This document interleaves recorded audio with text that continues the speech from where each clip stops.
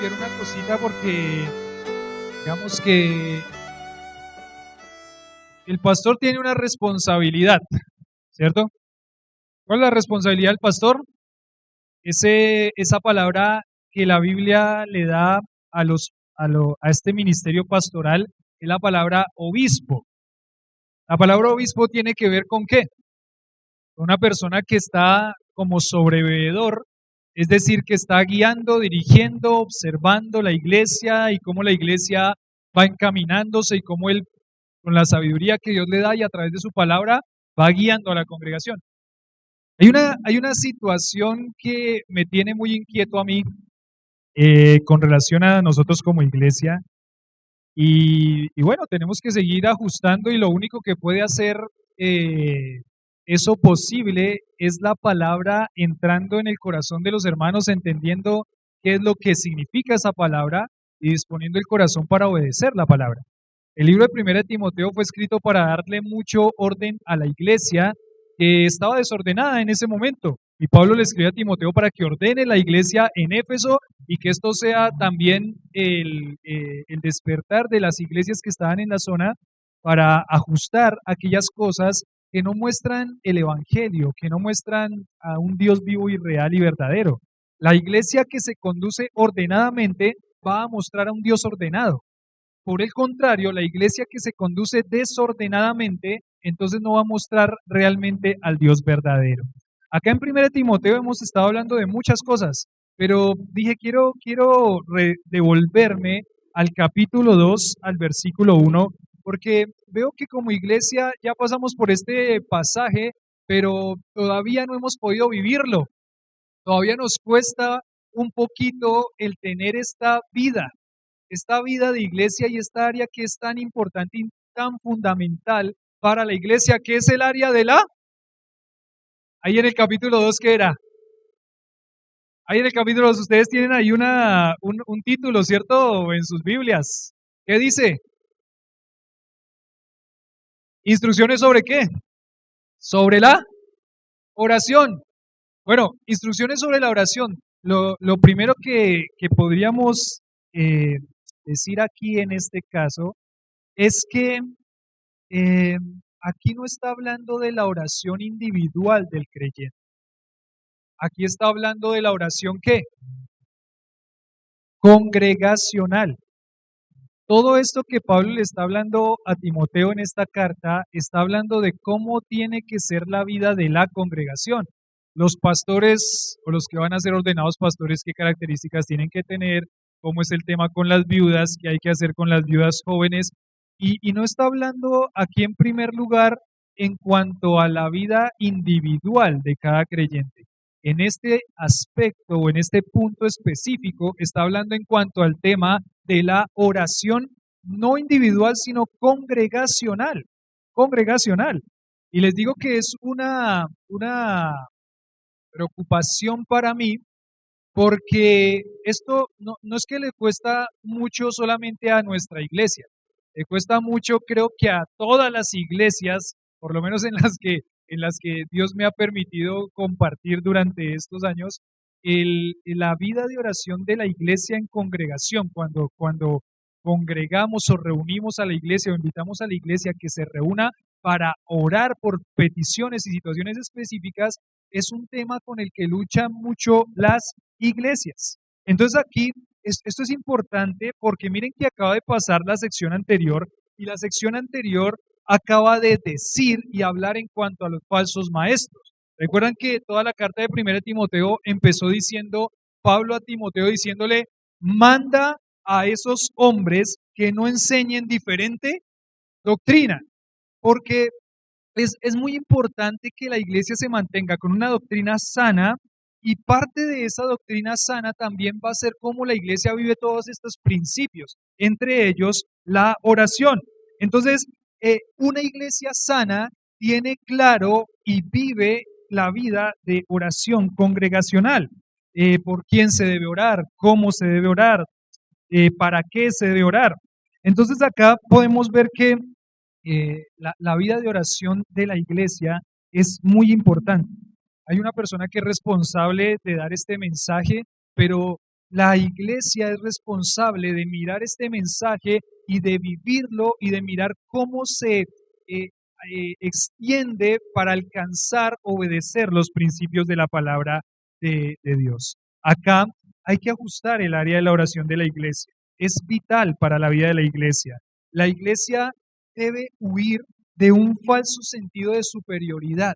Uno reconoce que cuando no hay vida de oración, tanto individualmente como congregacionalmente, lo que en el fondo está pasando es que hay un cierto sentido de superioridad. Hay un orgullo en el corazón que no se manifiesta y no se dice, y quizás a veces uno no lo cree, y es que no necesito depender de quién, de Dios. No necesito depender de Dios. ¿Y cómo uno muestra que no necesita depender de Dios, aunque no lo dice, pero así lo vive? Como está la vida de oración. Como está la vida de oración.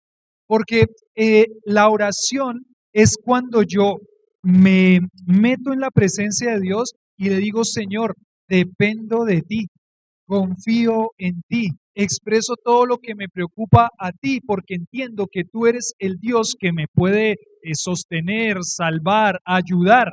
Cuando la vida de oración individual y como congregación no anda correctamente, eso está mostrando un cierto sentido de superioridad que tenemos. Estamos prácticamente diciendo, aunque no lo decimos con nuestras palabras, que nosotros no necesitamos a quién, a Dios. Y eso es delicado. Es delicado porque aunque ustedes no piensan que son superiores a Dios, y yo tampoco pienso que soy superior a Dios, lo que va a mostrar si realmente lo vivimos o no es cómo está nuestra vida de oración, tanto individualmente como congregacionalmente. Y es más, veo que la vida de oración congregacional es un reflejo de cómo está mi vida de oración personal. Si mi vida de oración personal no está bien y fortaleciéndose, seguramente la vida de oración congregacional también va a sufrir. Entonces, la iglesia debe huir de un falso sentido de superioridad, de creerse superior, y esto es muy importante porque era lo que los falsos maestros transmitían. Lo que los falsos maestros transmitían era ese sentido de superioridad. Yo estaba pensando en estos días que iba a recordar este pasaje, estaba pensando que ese falso sentido de superioridad, eh, recuerdo un hombre que estaba ahí con Jesús y este hombre decía, gracias porque no soy como qué, como este, creo que era publicano, gracias porque no soy como este publicano, mientras que el publicano estaba con todo su corazón diciendo, Señor, dependo de ti. Pero lo que los fariseos transmitían, lo que la falsa enseñanza transmitía era ese sentido de superioridad, de que yo me creo superior. Es más, uno puede llegar a sentirse superior por cualquier cosa. Uno puede llegar a poner un orgullo en su corazón por cualquier cosa. Esta semana me pasó y Dios me dio una lección a mi orgullo. Tenía que predicar en Tenjo y para el campamento de los jóvenes, y bueno, yo estábamos yendo y viniendo, y el martes me fui solo en la moto, y el trancón de seguirme por Bogotá, y yo no sé por qué estaba tan trancado, y cuando llegué a Tenjo, saqué mi Biblia, las hojas, dejé todo, y llegué ahí, y me paré, y estaba alguien predicando. Yo, bueno, debe ser que estaba predicando, mientras que yo llegaba, estaba expresando algo, siguió, miraba yo el reloj, siguió, mira, yo creo que, pero me queda media hora, alcanzo en media hora, siguió, ya no alcanzaba más. Lo que yo entendí es que él decidió predicar, llegó el pastor encargado del campamento y le dije, ¿acordaron que eso fuera así? Me dijo, sí, acordamos que fuera así porque ya se nos hacía la hora. Y empieza mi corazón a luchar. ¿Con qué empieza mi corazón a luchar? Yo vengo desde Suacha 2 horas en trancón, estuve metido ahí, preparé esto, me dormí a las 12:30 de la noche preparando esto, haciendo el bosquejo, haciendo las diapositivas para que los muchachos puedan entender qué le pasa, yo soy el que estoy. Y ahí mi corazón tuvo que frenar y Dios me confrontó diciéndome, ¿quién eres tú? ¿Qué te crees tú? ¿Qué te crees? ¿Te crees superior a esa persona que está ahí? ¿Crees que eres más que esa persona que está ahí? Tú solamente eres un instrumento mío y hoy no te quiero utilizar, voy a utilizarlo a él. Me pateó el orgullo. ¿Yo qué hice en ese momento? La verdad, mi reacción en principio fue ponerme enojado, estaba yo ahí pensando todo eso del orgullo y lo que hice fue dije, no, pues me voy, ¿cierto? Agarro mi moto y me voy. Y cuando estaba pensando en eso, Dios me confronta, ¿quién eres tú? ¿Qué te crees? Solamente es un instrumento y no te quiero utilizar hoy. Yo dije, no, no, no. Dios quiere utilizar a ese hombre que está allá de pie. Lo que voy a hacer es ponerme acá, abrir la Biblia, orar por él, orar por esos muchachos y darle gracias a Dios porque está utilizando ese instrumento. Pero fue duro. ¿Por qué? Porque el creyente puede tener en algunos momentos de su vida esa lucha en su corazón de creerse que superior. Y mucho de eso va a ir relacionado en cómo vivimos nuestra vida de oración, tanto individualmente como congregacionalmente.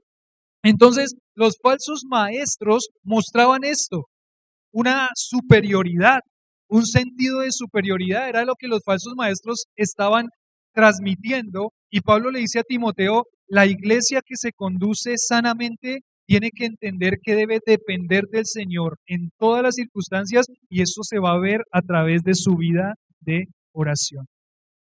Entonces, ajustar el área de la oración congregacional es muy importante. Nosotros tenemos un espacio de oración como iglesia y ese espacio de oración como iglesia no lo estamos aprovechando. Estamos dejando que al parecer ese sentido de superioridad que tenemos en nuestro corazón pase por encima de depender de Dios a través de la oración. Y bueno, acá vamos a ver entonces en primer lugar, la importancia de instruir a la iglesia en todas las áreas de la iglesia. Dice aquí el capítulo 2, versículo 1 al versículo 7, dice, exhorto ante todo a que se hagan ¿qué? Rogativas, ¿qué más? Oraciones, peticiones y acciones de gracia por todos los hombres, por los reyes y por todos los que están en eminencia para que vivamos quieta y reposadamente en toda piedad y honestidad. Porque esto es bueno y agradable delante de Dios nuestro Salvador, el cual quiere que todos los hombres sean salvos y vengan al conocimiento de la verdad, porque hay un solo Dios y un solo mediador entre Dios y los hombres, Jesucristo hombre, el cual se dio a sí mismo en rescate por todos, de lo cual se dio testimonio a su debido tiempo. Para esto yo fui constituido predicador y apóstol, digo en verdad en Cristo, no miento, y maestro de los gentiles en fe y en verdad, en fe y en verdad. Lo primero que podemos ver aquí es la importancia de la instrucción en todas las áreas de la iglesia. Miren que aquí Pablo empieza diciendo, bueno, yo empecé desde el versículo 7, dice el versículo 7, para esto yo fui constituido ¿qué? Predicador y apóstol, digo en verdad en Cristo no miento, y maestro de los gentiles en fe y en verdad. Para Pablo, Pablo sabía y entendía la tarea que él tenía tan importante que era instruir, enseñar. Esta instrucción en cuanto a la vida de oración de la iglesia no viene de cualquier persona, no se la inventó un ser humano, viene de parte de Dios que utiliza a Pablo para instruir y enseñarles este mensaje. Dice que él es un predicador, él es un heraldo, él es un instructor de los gentiles, maestro de fe y en verdad. Es decir, esto de esta instrucción en cuanto a la vida de oración de la iglesia viene de parte del apóstol y la verdad es que la iglesia tiene que seguir estas instrucciones, la iglesia debe esforzarse porque estas cosas sean las que se dan en la vida de la iglesia. Nosotros seguimos la enseñanza apostólica, porque el fundamento de la iglesia es la enseñanza de los apóstoles. Ustedes se dan cuenta, todo el Nuevo Testamento prácticamente fue escrito por apóstoles o alguien que estaba muy ligado a los apóstoles. Entonces, esto es importantísimo, no viene de cualquier persona, viene de Dios. La vida de oración de la iglesia debe ser una vida constante, debe ser una vida esforzada y debe ser una vida en crecimiento. La vida de oración de la iglesia debe ser una vida en crecimiento. No viene de cualquier persona esta instrucción, viene de la palabra de Dios y viene del apóstol, quien es apóstol a los gentiles. Entonces, la importancia de instruir a la iglesia en todas las áreas de la iglesia. Y yo sí, ¿y por qué volver a ver esto? Ya lo vimos más o menos hace como un año, yo creo que vimos esto de la oración en la iglesia. ¿Y saben por qué? Porque lo que les digo, como pastor, voy viendo la preocupación de que esta área de la vida de la iglesia todavía no se ajusta y pues porque somos seres olvidadizos. Se nos olvida que Dios nos ha dado varias instrucciones, entre ellas esta, y si esta es un área tan vital, tenemos que instruir, e instruir, e instruir y enseñar hasta que nuestro corazón se quiebre por la palabra y podamos extendernos para obedecerla. Dice acá, entonces, en el capítulo 2, versículo 1, entonces les dije importancia en la instrucción en todas las áreas de la iglesia. El segundo punto sería, la oración en la vida de la iglesia debe ir enfocada hacia la salvación de todos. ¿Listo? La oración en la vida de la iglesia debe ser enfocada ante la salvación de todos. La otra de las expresiones que nos llama la atención en el capítulo 2, versículo 1 dice lo siguiente, exhorto ante qué. Ahí que dice, exhorto ante qué. Ante todo a que se hagan, ¿cierto? Esa palabra o esa expresión ante todo significa en primer lugar. En primer lugar, la primera cosa que hay que poner en orden para la vida de la iglesia es esta. ¿Cuál es? La vida de oración de la iglesia. Exhorto ante todo, en primer lugar, la oración es prominente en las epístolas de Pablo y tuvo una importancia tremenda en las iglesias del primer siglo. ¿Recuerdan que una vez Pedro estaba encerrado en la cárcel y dice que estaban orando ahí varios hermanos? Dice que estaban orando y vino un ángel y liberó a Pedro y Pedro fue a tocar la puerta de donde estaban orando. Ábranme, soy Pedro. Y vino alguien a abrirle la puerta a Pedro y esta muchacha o esta mujer que fue a abrirle la puerta decía, perdón, estamos ocupados. ¿Quién es? Soy Pedro. No, no, no, estamos orando por Pedro. No, no, soy Pedro. No, sí, pero estamos orando por Pedro. No, que soy Pedro, que me abran, por favor. Oigan, Pedro está en la puerta. Que no, que estamos orando por Pedro. La iglesia oraba. Cuando uno ve en los libros de los Hechos, uno ve una iglesia que está enfocada en la oración. ¿Recuerdan cuando vino el Espíritu Santo antes de que se repartieran todas las lenguas y empezara formalmente la iglesia en esta tierra? ¿Qué estaban haciendo ellos? Estaban orando. La oración como iglesia fue muy importante en la vida de la iglesia del primer siglo.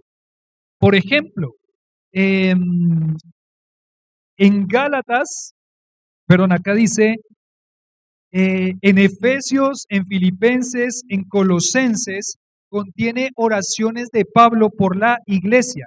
Pero es más, Pablo le pide a la iglesia o a las iglesias que por favor oren por él mismo y por su ministerio.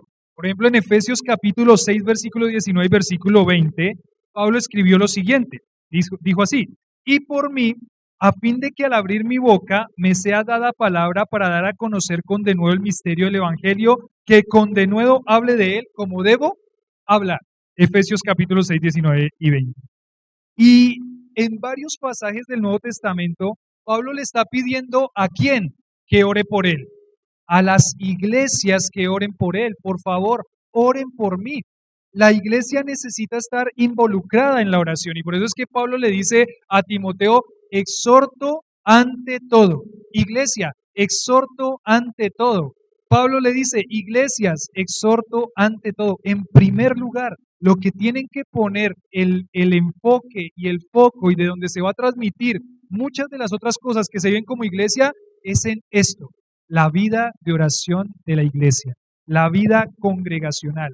Exhorto, la palabra exhorto significa pedir fervorosamente, rogar, les imploro, les ruego. Y bueno, ahí hay tres, este verbo está en presente, significa que le ruega en ese momento, 10 años después, 2000 años después, él sigue rogando que se haga esto y está en un verbo, el verbo está en un modo activo. ¿Qué significa en el modo activo? Que es algo que yo tengo que activamente hacer. Es decir, la iglesia tiene que activamente, todo el tiempo, durante todas las edades y las épocas, ¿qué tiene que hacer? Orar. Orar como congregación. Sí hay una responsabilidad de la vida del creyente de orar individualmente, pero aquí está hablando de la vida de congregación, de la oración congregacional.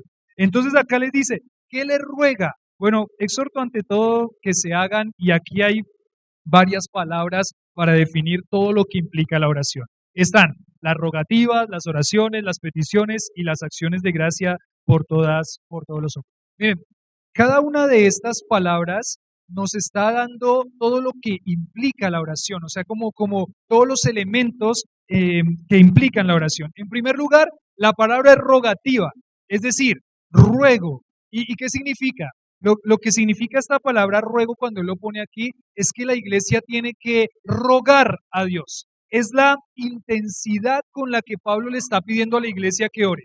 Cuando uno hace un ruego, ¿cómo lo hace? La misma palabra ruego nos está diciendo prácticamente el significado de esa palabra. Cuando uno hace un ruego, uno lo hace desde su corazón y con mucha prontitud, con mucha angustia. Cuando uno le dice, ay, no me ruegue más, ¿qué significa no me ruegue más? Significa que esa persona está ¿qué?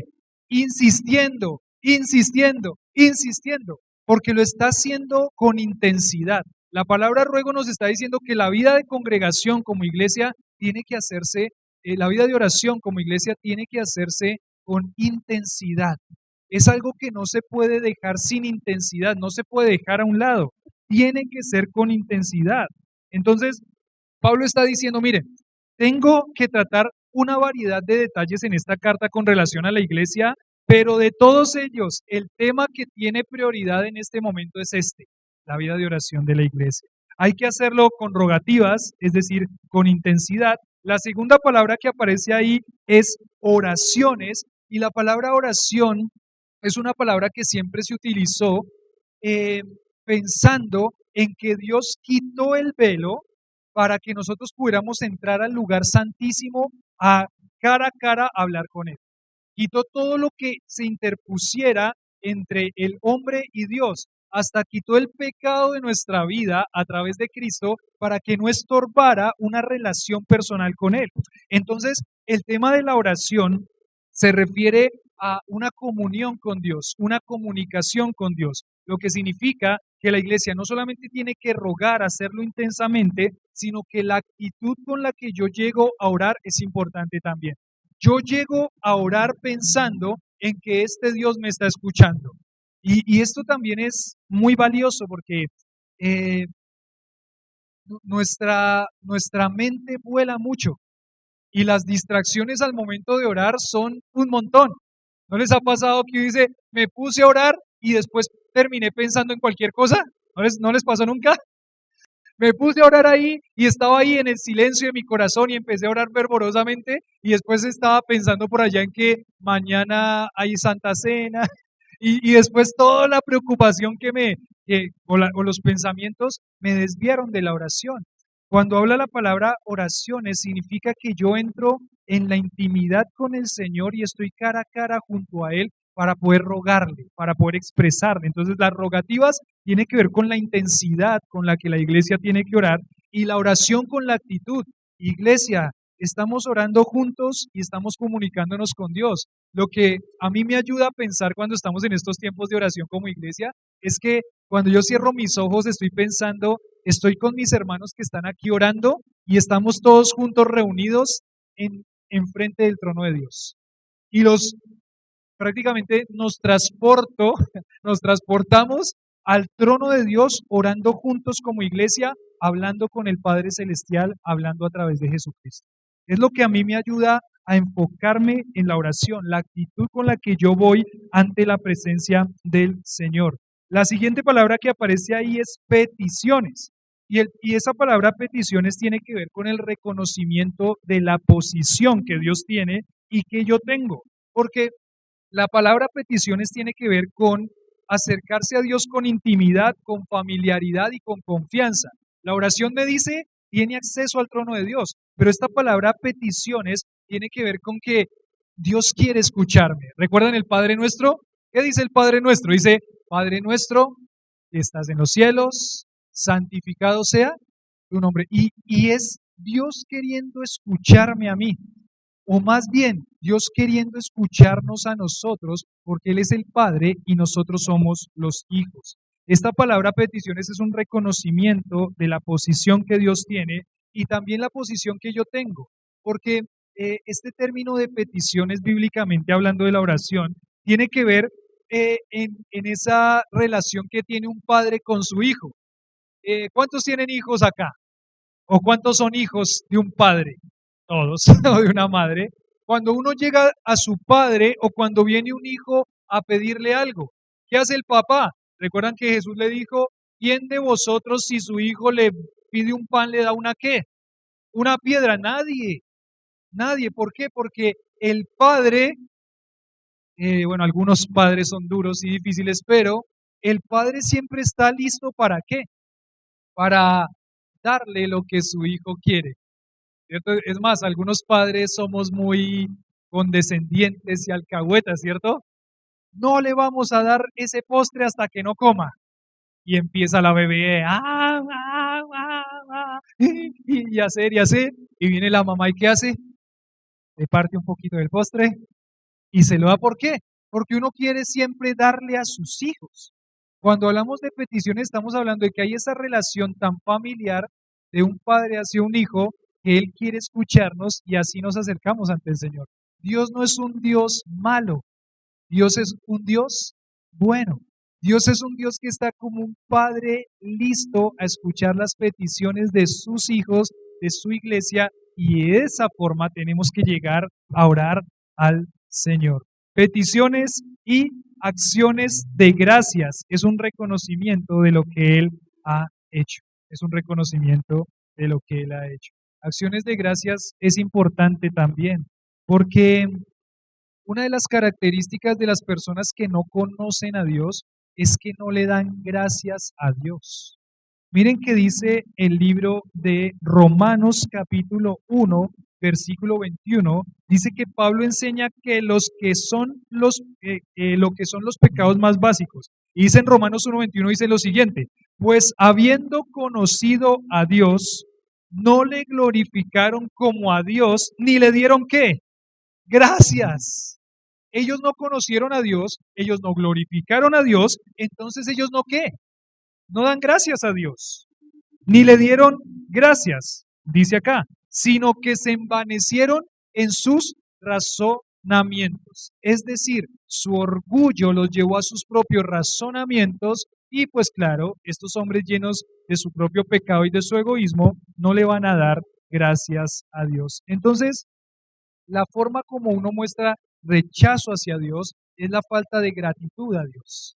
Y por eso aquí dice, todos estos son los elementos de la oración, una intensidad al orar, un reconocimiento de que estoy ante la presencia, como yo llego en esa relación de padre-hijo y sobre todo el reconocimiento de que Dios hace tantas cosas que tengo que darle gracias. Entonces aquí está en estos elementos de la oración. Ahora, ¿por quiénes hay que orar? Dice, la iglesia tiene que orar específicamente por quiénes. Y dice acá en el versículo 1 que hagamos rogativas, oraciones, peticiones y acciones de gracias por quiénes. En primer lugar dice, por todos los hombres. Y bueno, va a explicar un poquito más. Dice el versículo 2, ¿por quiénes?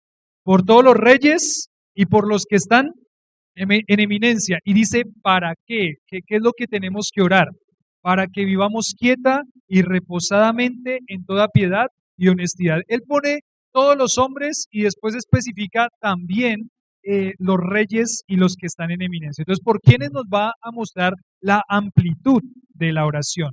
Por todos los hombres, sin distinción, porque a veces es fácil orar por aquellos que son nuestros allegados, con los que tenemos más afinidad, con los que nos acordamos, pero quizás no oramos por quizás aquellos que, digámoslo así, en esta forma, no nos caen tan bien, no son mucho de nuestra afinidad, con los que tenemos alguna diferencia.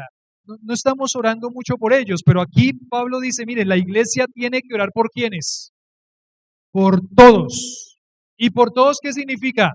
Todos. La amplitud de la oración. Tiene que orar por todos los hombres sin distinción.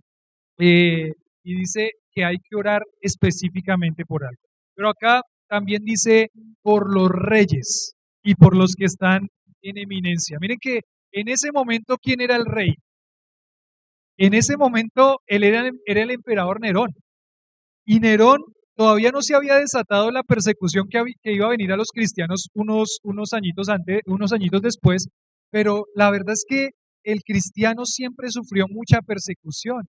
¿Qué tan fácil era para la iglesia orar por Nerón? O por ejemplo, ahí en la final del primer siglo, cuando están las iglesias de Apocalipsis, el emperador es Domiciano, y Domiciano tiene una persecución contra los creyentes. ¿Qué tan fácil es orar por Domiciano? Es dificilísimo, porque Domiciano está persiguiendo a las iglesias, porque Domiciano no está a favor de las iglesias.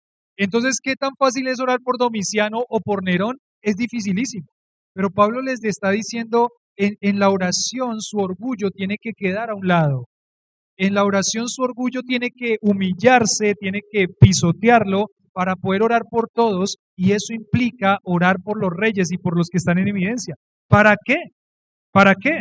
Dice acá, dice, debemos orar por la salvación de cada persona. Acá dice, versículo 2, por todos los que están en eminencia, para que vivamos quieta y reposadamente en toda piedad y honestidad, porque esto es bueno y agradable delante de Dios, nuestro Salvador, el cual quiere que todos los hombres sean salvos y vengan al conocimiento de la verdad. Y aquí hay oraciones que son muy específicas. ¿Por qué oramos por los reyes y por los que están en eminencia? Por su salvación. Pero también Él dice que orar por los reyes y por los que están en eminencia para que vivamos quieta y reposadamente.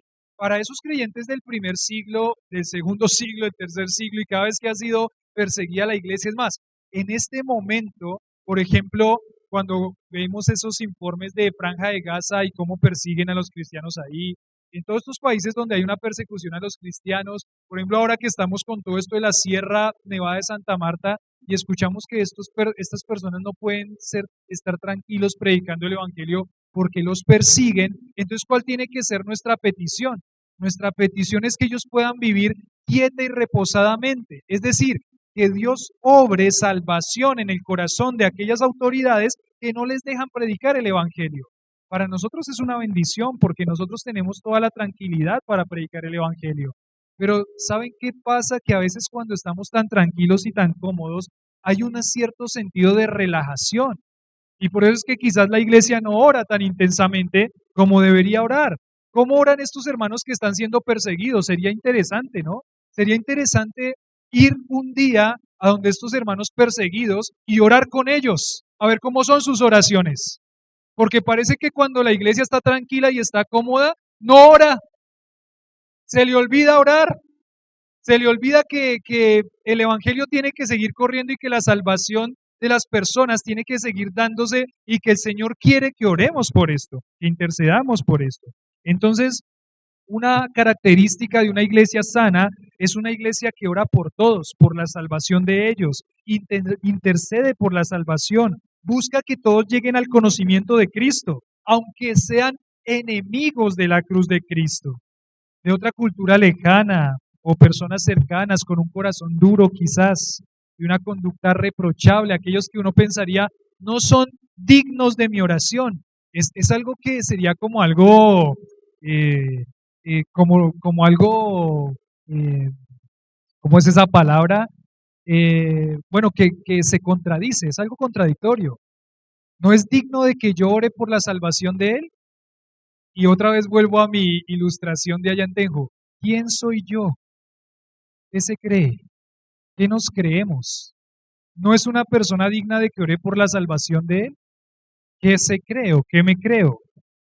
La iglesia sana es una iglesia que ora, intercede.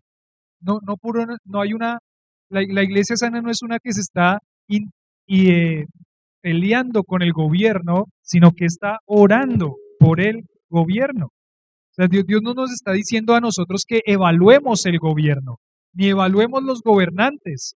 No, no, todos sabemos que ellos no son personas que sean creyentes, entonces esas personas pues obviamente no están en sintonía con el Señor.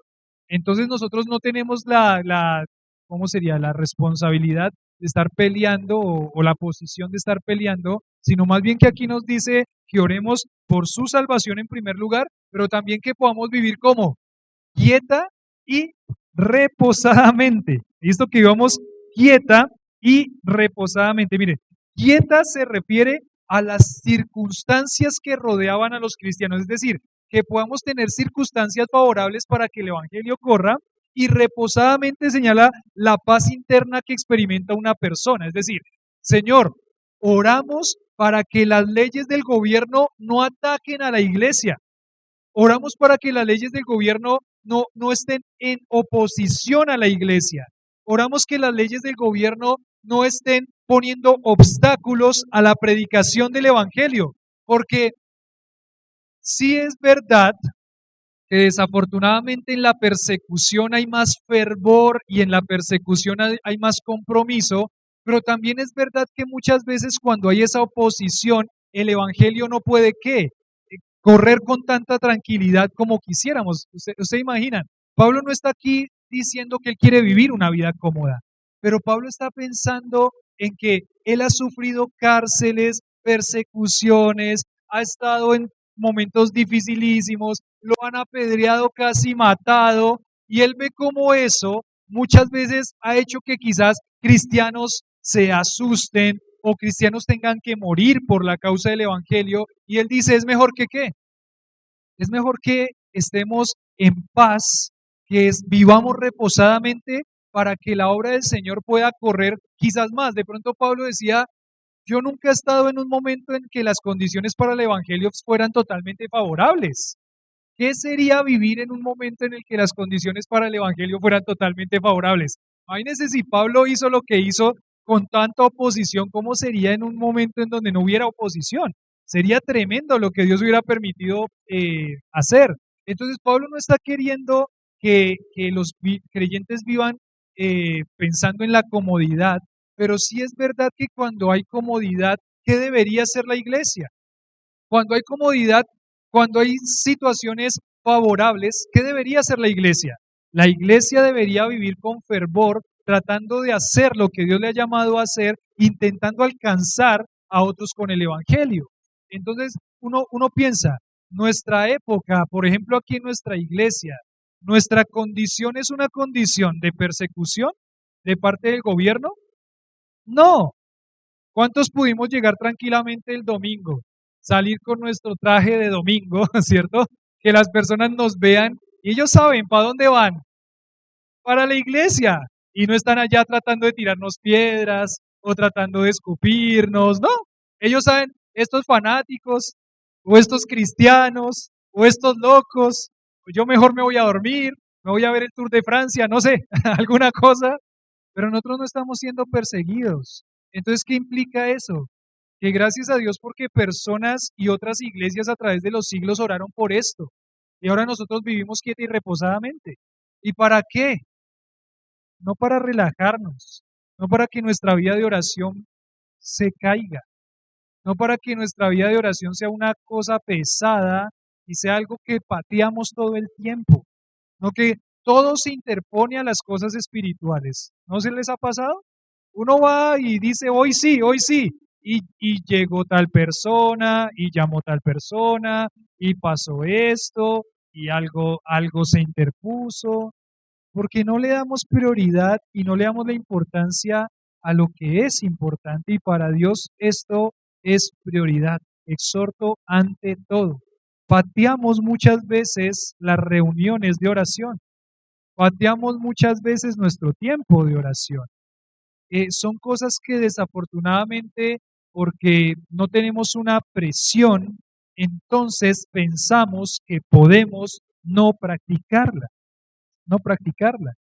Entonces acá nos dice, esto es algo muy específico por lo que la iglesia debe orar. Y dice, para que vivamos en toda piedad. Es decir, tenemos que orar para que haya paz, esa paz nos lleve a vivir vidas piadosas. Muchas veces hemos escuchado, parece que la iglesia necesita ¿qué? Parece que la iglesia necesita ¿qué? Que haya una. No, la iglesia no necesita que haya una persecución, queridos hermanos. La iglesia lo que necesita es obedecer la palabra y vivirla con fervor. ¿De verdad ustedes quieren y prefieren que haya una persecución a sus vidas? y a la iglesia? ¿De verdad ustedes prefieren que hayan pastores llevándolos a la cárcel y matándolos? ¿De verdad ustedes prefieren que por ser cristianos los maten? ¿De verdad ustedes prefieren que por ser cristianos maten a sus hijos en frente de ustedes? ¿De verdad eso es lo que preferiría la iglesia? No, esa frase quizás a veces se hace con buena intención, pero no, la iglesia no necesita una persecución. Lo que la iglesia necesita entender es que en este momento, gracias a Dios, estas son las condiciones y extiéndase, iglesia, a vivir una vida santa y una vida comprometida delante del Señor, para que vivamos en toda piedad y honestidad, para que vivamos en toda piedad y honestidad. Entonces debemos orar por los líderes, no para que haya, no solo para que haya una seguridad personal, sino para dar testimonio de devoción y santidad en medio de un mundo que tiene hambre de Dios. La iglesia tiene que orar, la iglesia tiene que orar. Entonces, los cristianos deben orar por sus autoridades para que ellos tomen decisiones favorables a la nueva fe. Por eso es que, por ejemplo, cuando tenemos estas peticiones de oración, oramos que estas leyes del Congreso que van con la amputación de órganos reproductivos de los niños, que haga, se quite, se borre, que eso no pase, que eso no, porque eso va a implicar que muchos niños van a sufrir cosas terribles, que van a tener que sufrir después con órganos amputados que no deberían haberse quitado. Entonces, ¿por qué oramos? Oramos para que las leyes sean favorables a la iglesia. Oramos para que las leyes no vayan en contra de la iglesia.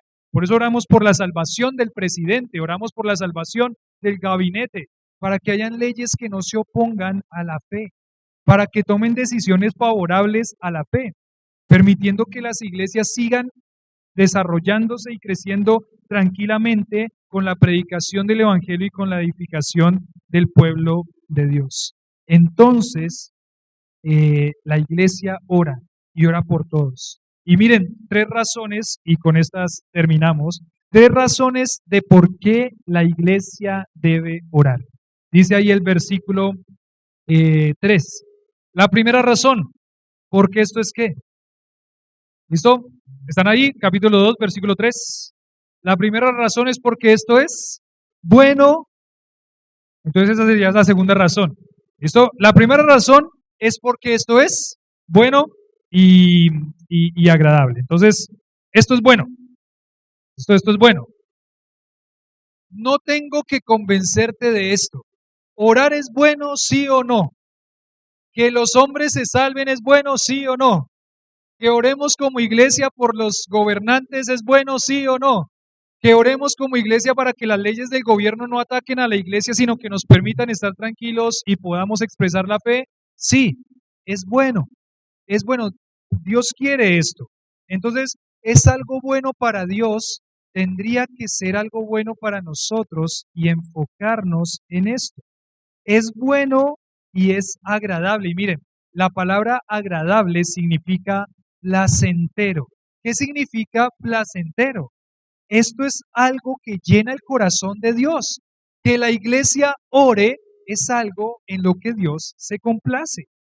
Entonces, en la agenda del creyente, decía esta frase acá, en la agenda del creyente eh, debe ser número 1 en la agenda del creyente tratar de agradar a quién, agradar a Dios, tanto individualmente como en congregación.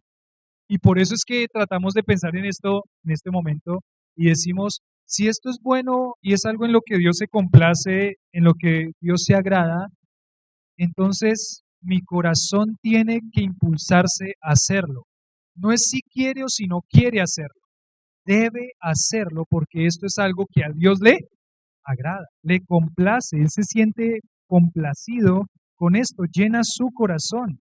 Entonces, agradar a Dios es nuestro objetivo 1. Miren lo que dice 2 de Corintios 5:9. Si quieren ahí, ir a 2 de Corintios 5:9 como para que se distraigan un poquito, renueven nuevas fuerzas.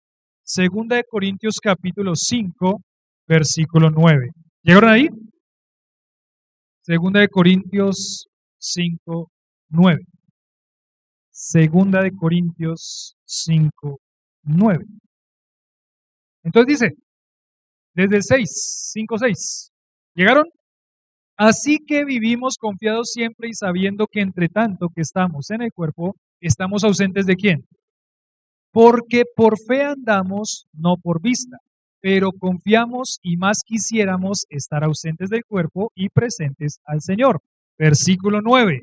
Por tanto, procuramos también, o ausentes o presentes, serle agradables. Versículo 10. Porque es necesario que todos nosotros comparezcamos ante el tribunal de Cristo para que cada uno reciba según lo que haya hecho mientras estaba en el cuerpo, sea bueno o sea malo. O sea, prácticamente es decir, sabe que un día Dios le va a rendir cuentas o nos va a rendir cuentas de cómo nosotros vivimos nuestra vida de oración en congregación. Así, sencillamente. Y lo que pase por el fuego será dado al Señor con las intenciones correctas y lo que no pase se queda ahí. No habla del infierno porque no hay ninguna condenación para los que están en Cristo Jesús, pero sí sabe que es una forma de adoración a Dios cuando nosotros oramos como iglesia. Por tanto, procuramos también, o ausentes o presentes, serle agradables. Pues, si Dios le agrada esto, si Dios se complace con esto, que la iglesia ore, y yo que tengo en mi corazón esa disposición de agradarle más y más, entonces voy a hacerlo más y más. Yo voy a enfocar mi vida en lo que a Dios le agrada y si a Dios le agrada esto, entonces voy a hacerlo más y más. Esto es bueno y agradable delante de Dios nuestro Salvador. Ahora, segunda razón, entonces, esto es bueno y agradable, segunda razón. Él quiere que todos los hombres sean salvos. Entonces, la primera razón de por qué oramos es porque es bueno y agradable delante de Dios. La segunda razón es porque Él quiere que todos los hombres sean ¿qué? Salvos. Él quiere que todos los hombres sean salvos o que solamente algunos sean salvos. Según este versículo, ¿qué dice? Ahora, ¿todos se van a salvar? No, pero Él quiere que todos los hombres sean salvos. Todos. ¿Por quién murió Cristo? Por todos, pero solamente aquellos que han confiado en Cristo como su Salvador son los que se van a salvar. Entonces, la segunda razón por la cual hay que orar es que Él quiere, o esa palabra también significa desea, que todos los hombres sean salvos. Dios mostró su deseo de salvación desde el Antiguo Testamento, desde siempre. Es más, el plan de salvación es un plan de salvación eterno. Él tenía diseñado su plan de salvación antes de crear el mundo. Entonces Él quiere que los hombres sean salvos. Su deseo no es el deseo de la perdición de los hombres, su deseo es el deseo de la salvación de los hombres. Entonces la segunda razón por la cual hay que orar es que Él desea que los hombres sean salvos. Él desea que los hombres sean salvos. El verdadero Dios, el Dios del universo, el Dios de la Biblia, quiere salvar. Él se goza en la salvación y nosotros nos gozamos en la salvación. ¿Qué pasa cuando hay una persona que llega y no ha conocido a Cristo como su Salvador y esa persona conoce a Cristo como su Salvador? ¿Qué hay en nuestro corazón? ¿Hay alegría o no hay alegría? Muchos de ustedes han llegado a conocer a Cristo a través del testimonio de esta iglesia, de las oraciones de la iglesia. Y cuando una persona conoce a Cristo como su Salvador, hay alegría. Dice que hay gozo en el cielo por un pecador que ¿qué? Que se arrepiente. La iglesia debe orar, debe enfocarse porque es bueno y agradable y porque Dios quiere que los hombres sean salvos. Ayer estaba hablando con un pastor ahí en la reunión de pastores y este pastor me decía, me da mucha alegría tal cosa que contaste, porque la verdad es que nosotros vimos en ese momento, en ese muchacho, cómo cambió su mirada, cómo cambió su expresión y creemos y oramos que ese muchacho haya conocido a Cristo como su salvo. Pero cuando ese pastor contaba ese testimonio del campamento, él lo hacía con una sonrisa y dijo, si hicimos todo esto del campamento por una persona que se salvó, todo valió la pena. Por un pecador que se arrepiente, por una persona que se salva. La iglesia no se puede dormir en la oración. Hay mucho por qué orar. Hay que reafirmar el compromiso de una oración congregacional, porque es bueno y agradable, le agrada a Dios y porque Dios quiere que todos los hombres sean salvos, porque Él quiere que todos los hombres sean salvos. Y también la tercera razón es porque Él quiere que todos los hombres vengan al conocimiento de la verdad. Que todos los hombres vengan al conocimiento de la verdad. Dice ahí, versículo 4, el cual quiere que todos los hombres sean salvos y vengan al conocimiento de la verdad. ¿Y cuál es el conocimiento de la verdad? Versículo 5, porque hay un solo Dios y un solo mediador entre Dios y los hombres, Jesucristo, hombre, el cual se dio a sí mismo en rescate por todos, de lo cual se dio testimonio a su debido tiempo. Hay un solo Dios y un solo mediador, y Dios quiere que todos los hombres vengan al conocimiento de la verdad. La única forma en que los hombres van a ser salvos es que conozcan la verdad.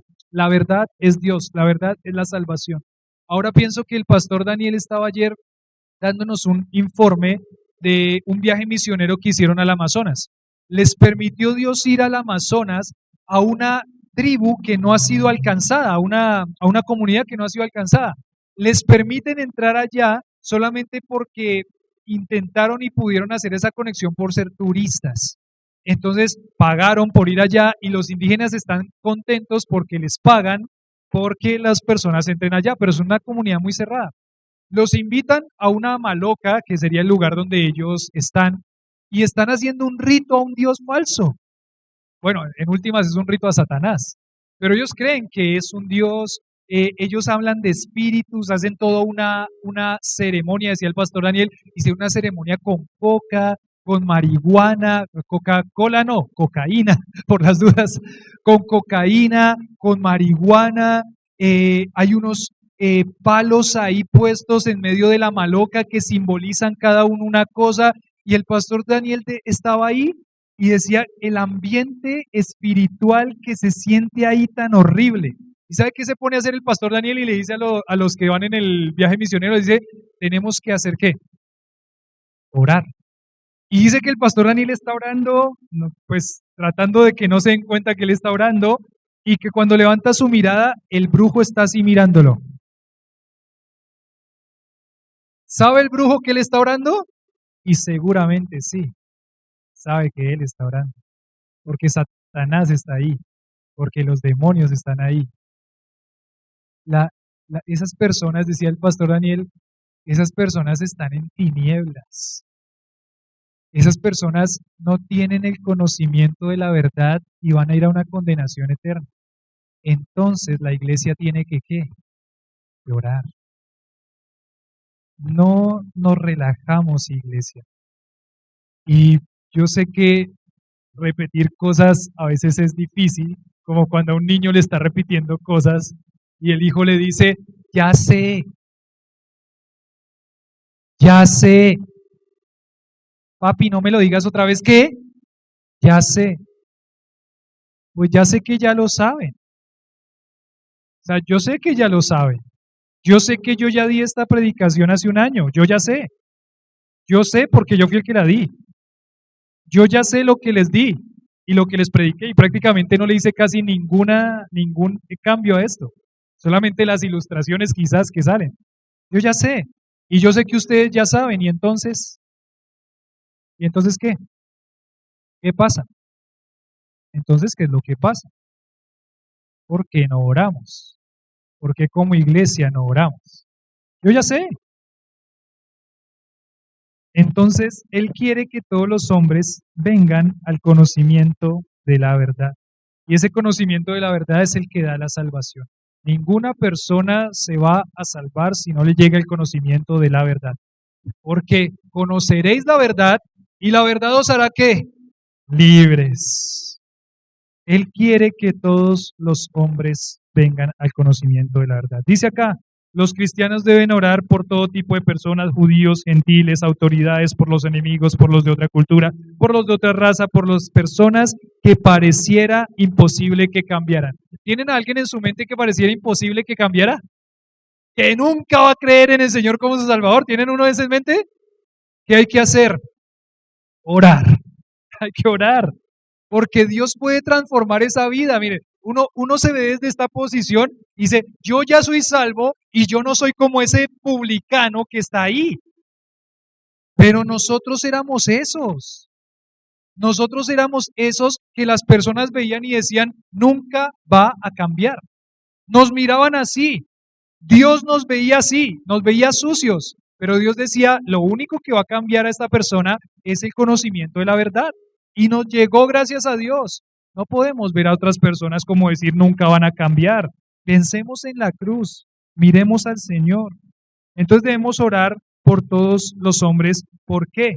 3 razones. Les dije la primera, porque es bueno y agradable delante de Dios. La segunda, porque Él quiere que todos los hombres sean salvos. Y la tercera, porque Él quiere que todos los hombres vengan al conocimiento de la verdad.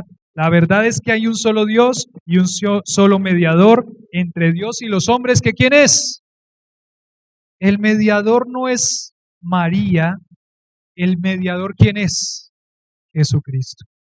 Entre Dios y los hombres, Jesucristo, hombre. Y oramos porque no hay otro camino, solo uno, y ese camino es Cristo. Hay un solo mediador entre Dios y los hombres, hay un solo medio de salvación, quien es Jesucristo, quien se dio a sí mismo en rescate por todos, por todos. Entonces, Dios usa la oración y la predicación para salvar. Es interesante también, Dios no es que nosotros le movemos la mano a Dios, pero Dios sí va a obrar en base a las oraciones que hace su iglesia. En Apocalipsis ya lo vimos muy claro, Dios va a obrar todos estos juicios en base a las oraciones de todos los santos por todas las edades. Entonces, no es para torcerle la mano a Dios, sino porque confiamos en un Dios que obra a través de las oraciones que hace su pueblo, que hace su iglesia. Como conclusión, una iglesia sana debe orar por el gobierno, por las leyes, por la vida reposada, por la salvación de los hombres, porque todos los hombres sean salvos, porque todos los hombres sean salvos. Y bueno, ahí quedan muchas cosas para la reflexión. La iglesia debe orar y la iglesia va a seguir orando. Ahí la pregunta es si ustedes van a subirse al bus de la iglesia orando o no. Si van a seguir con argumentos, con excusas, con razonamientos, con orgullo en su corazón, o van a decirle, Señor, úsame porque Dios quiere que oremos como iglesia. La vida de oración de la iglesia. Una iglesia sana es una iglesia que ora. Y bueno, queremos una iglesia sana que honre y glorifique el nombre del Señor. Padre, gracias por darnos este tiempo de compartir. Aquí estamos, Señor, haciendo algo que te agrada en este momento, que es orar juntos como iglesia. Gracias, Padre, porque nos salvaste. Cuando vemos, Señor, la salvación, cuando vemos, Señor, quién eres tú, solamente podemos dar gracias. Gracias porque éramos los que estábamos perdidos y fuimos hallados.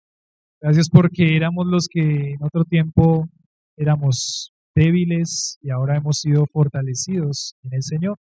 Gracias, Padre, porque tú nos has dado este privilegio de acercarnos a ti como hijos que se acercan a su Padre con esa linda relación, de tener la tranquilidad de que hay un Padre que nos ama, que es un Dios bueno, que Padre amoroso, que nos escucha.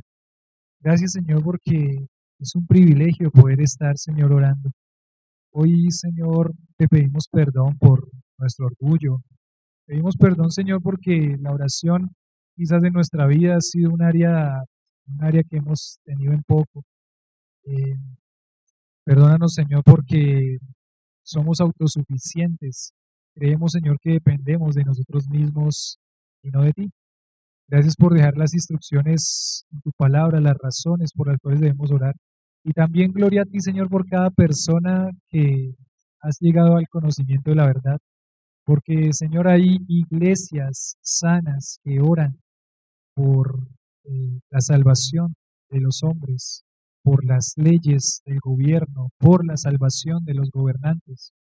Gracias, Señor, porque en la respuesta a esas oraciones nosotros vemos tu obra crecer, tu obra extenderse. Nosotros vemos, Señor, personas salvándose y qué alegría y qué gozo cuando hay un pecador que se arrepiente. Padre, hoy te imploramos, Señor, que en nuestro corazón pongas urgencia, que en nuestro corazón, Señor, no haya esa sensación de pasividad, sino que realmente nosotros recordemos cada cosa que tú hiciste por nosotros en la cruz, cómo quitaste nuestro pecado y cómo lo hiciste, cómo fue ese momento, para que nosotros podamos con ese mismo compromiso que tú tuviste para la salvación de nosotros, podamos, Señor, nosotros vivir así con esa misma intensidad, con esa misma intencionalidad.